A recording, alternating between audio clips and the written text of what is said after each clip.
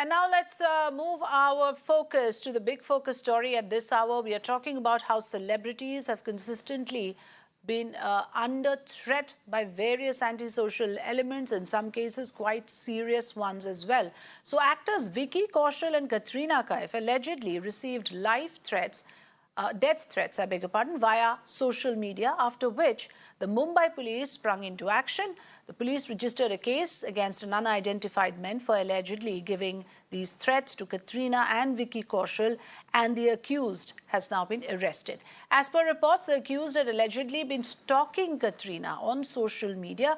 The report also claimed that Vicky Kaushal tried to make the man understand. However, he continued to stalk the actress, forcing Vicky Kaushal to go ahead with the complaint to the police. Now, in his complaint, the actor mentions that one individual has been consistently threatening and posting threat messages on Instagram, stating further that the accused has been stalking his wife for over a period of time, a few weeks in fact, threatening her with various consequences. A few weeks back, remember, actor Salman Khan also received a letter threatening his father and him after Sidhu Moosewala's murder, threatening that they would meet the similar fate.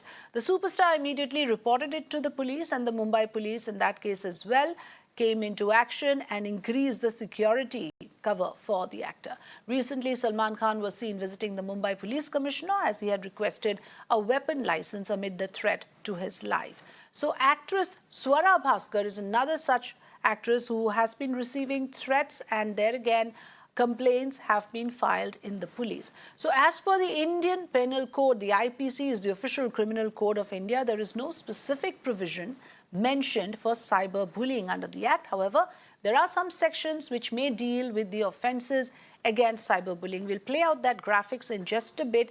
But let me first listen in to my colleague Shweta's report on the accused and his arrest. Mumbai police has arrested one accused in the entire drama which was taking place since morning. That is alleged live threat given to Bollywood actor Vicky Kaushal and actress Katrina Kaif. The person is identified as Manvinder Singh, but through social media he had a fake ID named as Aditya Rajput, and he had many fake IDs on Instagram through which he used to stalk Katrina Kaif and Vicky Kaushal and allegedly give them live threats. Now, in this entire drama, within few hours, with the help of Cyber Department, Mumbai police has arrested the accused, and the examination of his fake IDs are taking place now. But yes, very prompt action taken by Mumbai police that within few hours the accused got arrested. Accused used to operate through his fake IDs and used to stalk actress Katrina Kaif and Vicky Kaushal, and this was going on since days. In the morning, Vicky Kaushal himself reached to Santa Cruz police station, and the case was registered in the Santa Cruz police station. And after this, the Cyber Department also came into action, and here the examination of all the fake IDs are being done by the Cyber Department as well as by the Mumbai police. But yes, as of now, one accused has already been arrested in the case. Well, let's in fact play out for you in terms of graphics what the Indian Penal Code says in terms of cyberbullying. If any person frightens the other person anonymously on the internet or social media, that comes under section 507. The imprisonment may last up to 2 years. The next that we are looking at, section 509, if anyone tries to insult the modesty of a woman on the internet or social media, that comes under IPC 509. The imprisonment may last up to 1 year with or without fine. Next is section 354C. If anyone captures a woman's image without her consent or permission in private space, the imprisonment in this case may be of 1 to 3 years, and if the accused continues with the offence, he can be imprisoned for 3 to 7 years as well. Next comes your section 354D. That also deals with anyone who stalks or monitors another person, their day-to-day activities on the internet with an intention to cause them harm. The imprisonment may last up to 3 years. Section 499, this is a section that talks about defamation. Of course, a defamation case can be filed. This also applies to any sort of defamatory messages on the internet or social media. So the question then arises, can we really dismiss these kind of messages, threat messages, as misdemeanor or misconduct on the part of desperate fans, stalkers, voyeurists or pranksters? Or should there be action taken against these individuals, and should these cases be taken with seriousness, especially if there is a persistent pattern that causes mental harassment to the person concerned? So let me go across first to Raksha, my colleague who's joining us from the Mumbai newsroom. Raksha will give us a lowdown on the threats faced typically by celebrities online and how it has become a menace of late. Raksha, good evening. I want you to come in on the issue of online bullying and trolling, which is now reaching a level where there are serious security concerns for actors. Yes, good evening, Afrida. Thanks for that. Given the advent of social media and increased connection between celebrities and fans now, cyberbullying is definitely something that the IPC should have provisions for. As you mentioned earlier, there are certain provisions in the IPC for stuff like, leaked photographs or some kind of defamation, as you said, some sort of threats. But recently, Section 66A of the IT Act 2000 was dropped in 2021 on the grounds of freedom of speech or freedom of expression, when it was said that there were comments that were coming on the internet against celebrities, and such threats. Vicky Kaushal and Katrina Kaif are not the first people. Afrida, let me take you through some of the people who've actually complained of receiving threats, death threats, basis of certain roles that they were performing, or just otherwise if they had made some comments at interviews. Recently Deepika Padukone was threatened on the internet and otherwise. There were crass words used, such as they would behead her, or nose cut off, very, very vulgar such messages. And there aren't any provisions as such in the IPC. Urvashi Rautela, before her movie Hate Story 4 was coming out, she was quoted as saying she felt vulnerable. She felt like there was no protection that she received. As you mentioned, Sidhu Moosewala's death, post that Manu Punjabi actually thanked Jaipur police, tweeted out saying that he was bullied on the internet. There were unknown messages that he kept receiving, but the police came out to help him. Amir Khan, back in the day when Satyamev Jayate had started, a high-profile actor, of course the show went on to be a success, but he received threats at that time also on the internet. Then of course there was Richa Chadha for her movie Madam Chief Minister, who received threats. Vivek Oberoi, before the release of his biopic on Narendra Modi, had also received that threats, and he also thanked the Mumbai police. Now what happened today was that Mumbai police, because of cybersecurity, could very early, in the early stages, identify this person who was not a trained hacker or who was not working as a part of a scam or a system. But given the recent Salman Khan episode where there was a letter that was found, and now that he's asked for a gun license, it looks like the cops as well as the legal provisions need to up their ante. I just want to end with... Yes, go ahead. I just want to end with the fact that there are some celebrities who now own bulletproof and bomb-proof cars, which are Shah Rukh Khan, who owns a bomb-proof Mercedes-Benz S60. Kangana Ranaut has a BMW 7 Series Guard. Amir Khan owns a Mercedes S600 Guard, and Priyanka Chopra owns a Rolls-Royce. But yes, I'm guessing this is the debate you're getting into, Afrida, where to understand how are we going to look at cyberbullying going forward. This is important, Raksha. Thanks for highlighting all the major points around it. Thanks very much. The question is that, some of it, of course, could be a desperate fan going awry, but some of these threats are serious. We saw Sidhu Moosewala getting murdered after such threats. So no one is willing to take these threats lightly anymore. You heard Raksha say that there is Salman Khan now asking for a licensed weapon for his own protection. So in certain cases, actors feel that they have to now take matters into their own hands and protect themselves. Let me welcome my panelists this evening, Mr. P.K. Jain, former additional DGP of Maharashtra, Karnika Seth, cyber law expert and Supreme Court lawyer. I also have Gitika Ganjudhar, who is an anchor and actor, and also an author joining me this evening. Very good evening. Thanks very much to all of you for joining me here on The Big Focus. I want to begin with you, Mr. Jain. Like I said, now no one is willing to take any of these threats seriously. Earlier, perhaps there could have been a tendency for, a top league actress, an A-lister, to say, okay, there are these fans, some of them have these tendencies, it's a case of misdemeanor or misconduct. Now, every actor who faces this wants the protection of law. How do you perceive these threats that are coming in for Bollywood actors, sir? You are very right, Afrida. In the threats earlier used to be bare threats. One had to assess the threats over a period of time and then realize as to whether the threat was serious or not.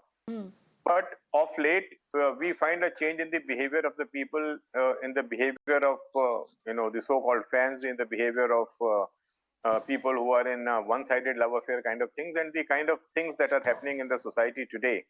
Girls being attacked on a daily basis, people being attacked, murdered.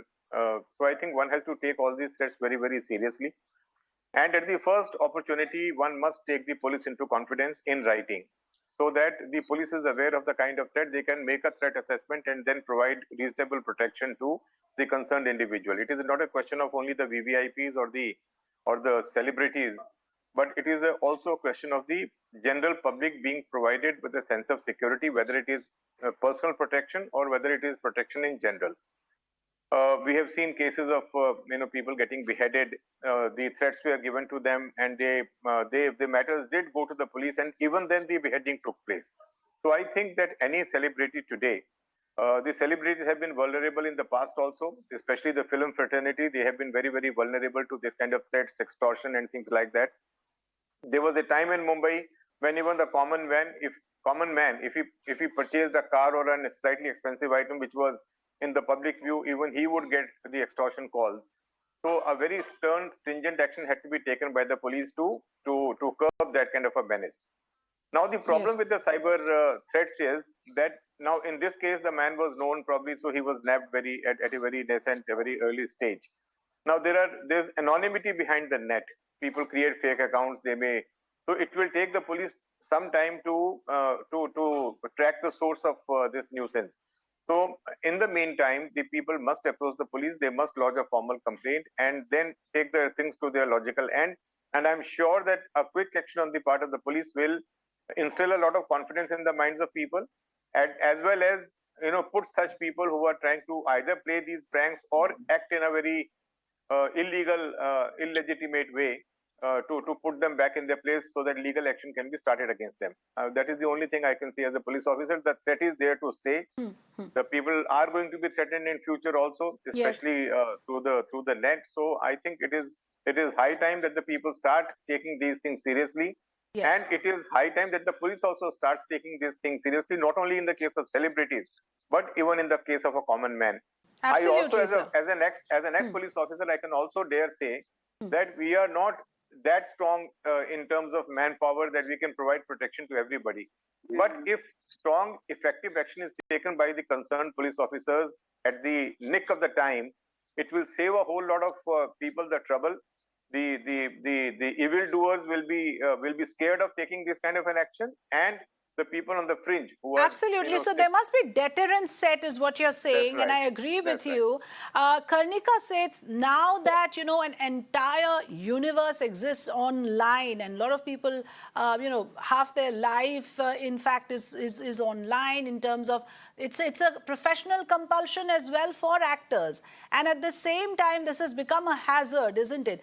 How do you see these kind of cases when it comes to cyberbullying or trolling? It leads to mental harassment. It can even impact a person's work life, if I'm not mistaken. I'll go to Gitika for that, but I want you to tell me, has it become easier now, any easier to trace these miscreants? In this case, I must say there was prompt action taken and the accused has been arrested, but is there enough within the technology to trace if somebody is acting, in a way which is not desirable? Yes, internet is, borderless, as we call it. There's a lot of trans-border crime as well. What we need to see is the anonymity in cyberspace. There are tools to crack that, although there is also, VPNs available to actually camouflage or hide your real identities. At the same time, there are ways and means to uncover those identities, especially if there is a cooperation by the social media platform. One can actually check and trace where exactly is the IP address, from where this has been committed, the crime has been committed.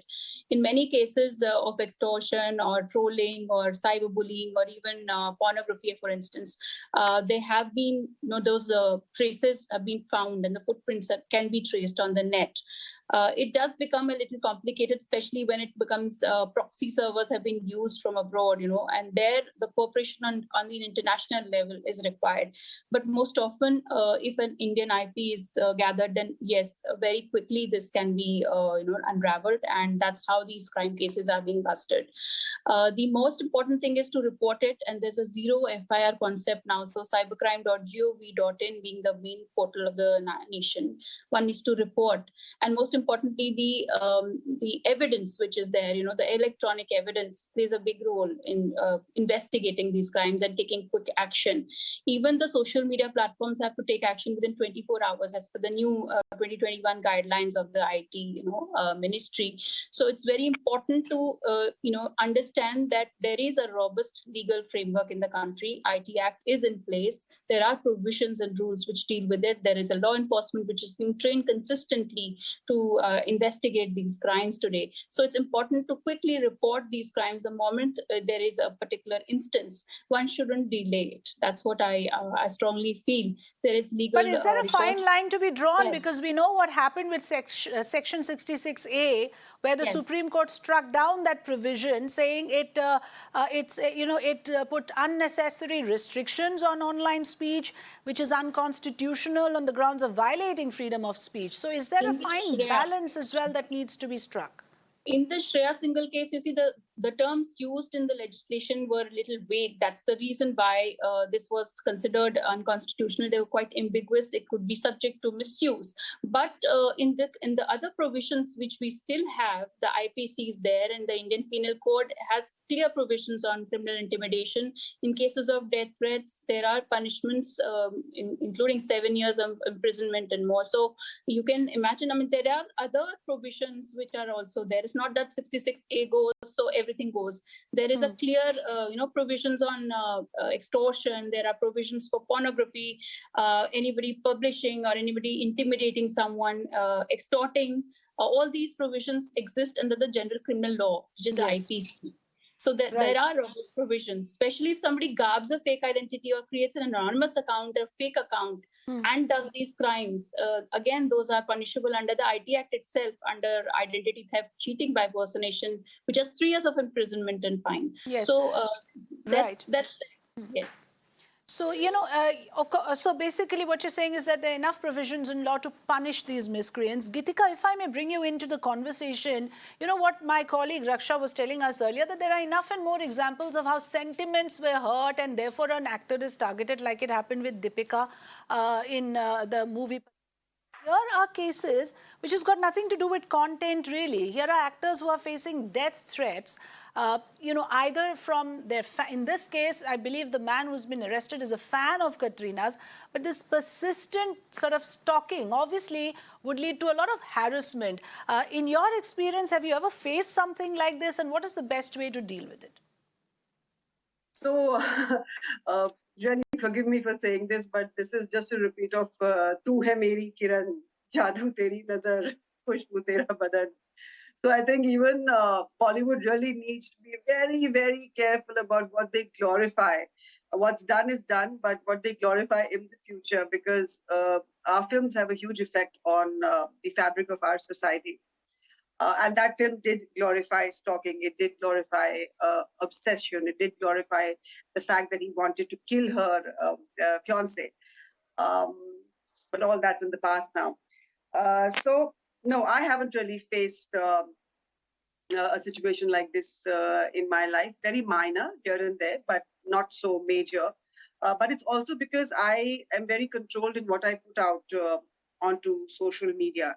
And whether it's about my life, or whether it's about where I am, my whereabouts, or it's all mostly about work. what I put out there into the social media. So I maintain that boundary, but that's really something that I do. And ideally speaking, people should be able to express themselves Kunal, freely you still with online. by the way? You know. Having said that, see, this is PK Jain, additional DG from police headquarters. Older stars also went From the through all police headquarters, women PK cutting Jain. their ways for Rajesh Khanna ji. We wanted to come around 8 o'clock. Mr. Jain, your voice is interrupting with Geetika's, voice. So could you just hold on for a second? Yes, Geetika, carry on. You had people threatening to knock off Dilip Kumar because Madhubala was wanted by this one particular fam. This was always happening. This is how it works for film stars and people in the limelight. Now they're very easily accessible, because through Instagram or through Facebook, you constantly know where your star is, just out of the airport, now going home, car on the way, at this restaurant, coming out. So somewhere stars will also have to be a little careful as to how much they really want to put out. But this is the world that they are living in. Law will take a little time to catch up. We don't have police force manning every citizen of the country 24/7. It's unrealistic to expect that. So while these improvements happen, they will have to work out ways and means to keep themselves a little not so accessible in terms of their movements, I feel. Yes. Having said that, I have a question here, and I have a nagging suspicion. Is this fan only obsessed with Katrina, is in love with her, or is this a way of getting attention on the internet, or is this a crazy scheme that he's hacked to be famous, to get viral? I think the police need to investigate that also. There are those random attention seekers, like you said. It's so easy to get your 2 minutes of fame by targeting a celebrity. We've seen that happen as well. Absolutely. Mr. Jain, right. Yes, fair points made. Mr. Jain, you mentioned something about how the police must also be able to restore that kind of confidence in the force, that if anybody does this kind of a trick, if the joke is taken too far, then the police will crack in.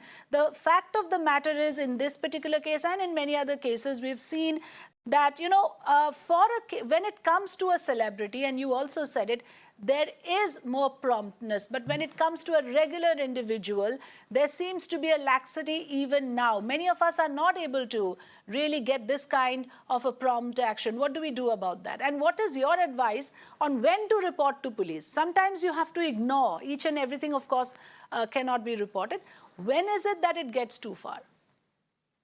I personally feel that every time there's an incident, it must be put on record.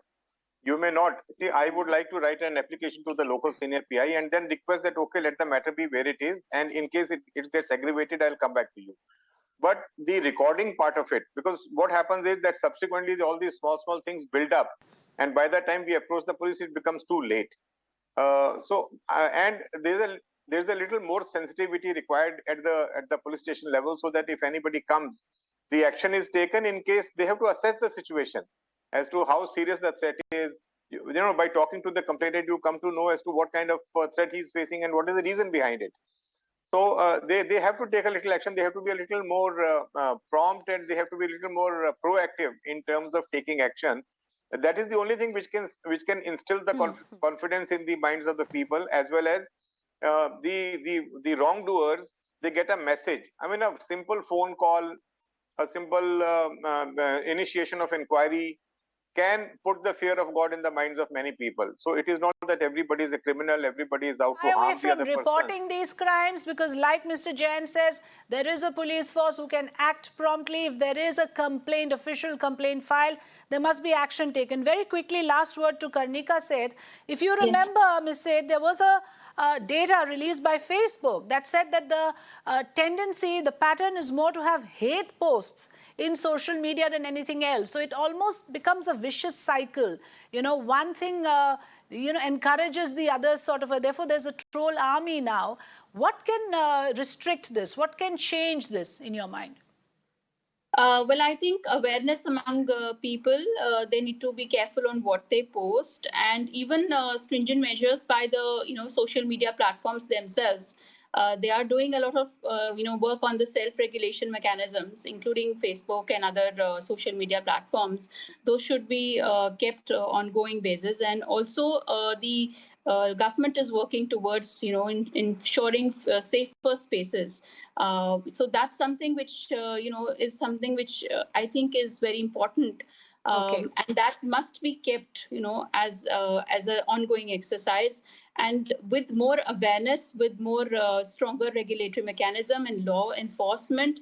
I think these problems can be curbed, and nipped in the bud, rather than looking for legal recourse each time. So prevention is obviously better in terms of deterrence. Legal framework is there. And once there's active reporting, there will be more curtailing of these crimes. That's I think that will create a good effect on the minds of people. Then they'll have more faith in the legal processes once they see convictions happen, once they see fast track courts, in action. And that's the need of the hour, I think. Instilling that faith through action is what is the need of the hour. Yes, so every one of us, I mean, the citizens, the police force, we need to actively work towards finding that balance where, yes, we all need to have the right to express ourselves, the freedom of speech, but at the same time, when things cross the line, we have to report such crimes and make sure that punishment is meted out. I thank all my guests for joining us here on this conversation. Thank you so much. Let's take a short break. Coming up next, Mamata Banerjee breaks her silence on Partho Chatterjee's arrest, says she doesn't support corruption. Stay tuned for more.